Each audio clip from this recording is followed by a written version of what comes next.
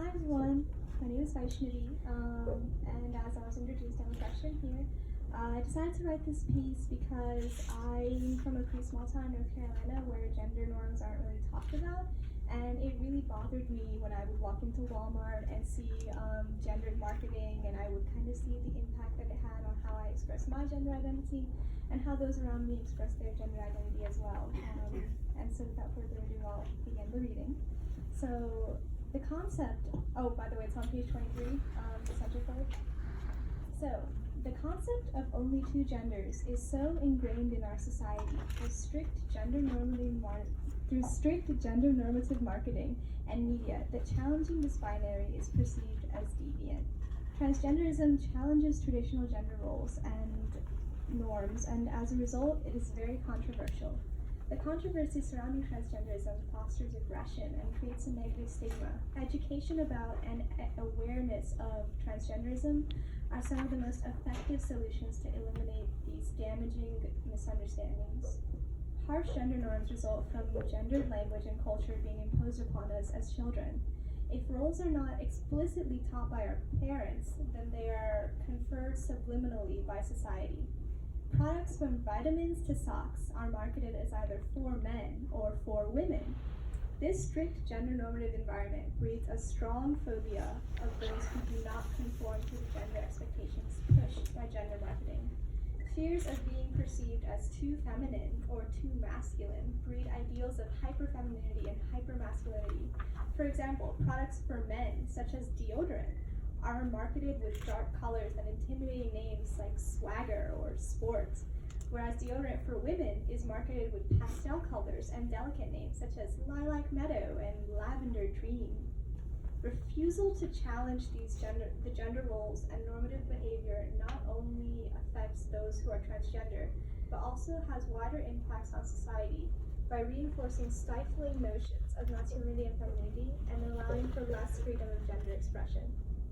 There are various reasons why transgender rights are an important issue in today's society. Some people are still debating whether or not transgenderism is a real phenomenon, which distracts from a much larger, more essential conversation. What can we do to provide a more inclusive and supportive society to those who are transgender? Due to the stigma against transgenderism, there is no recent data about how many transgender people there are in America.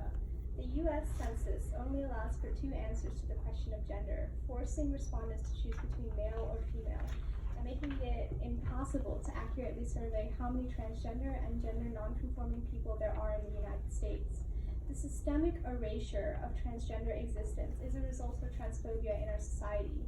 Aside from erasing the voices and existence of transgender people, transphobia also impacts the lives of transgender people by creating a dangerous, violent society in which they must live.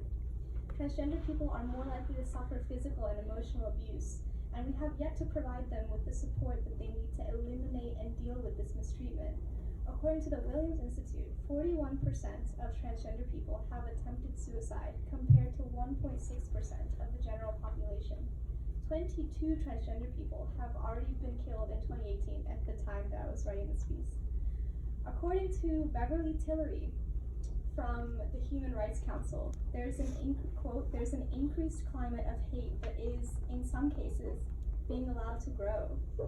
And this increases the danger and difficulty for transgender people in America.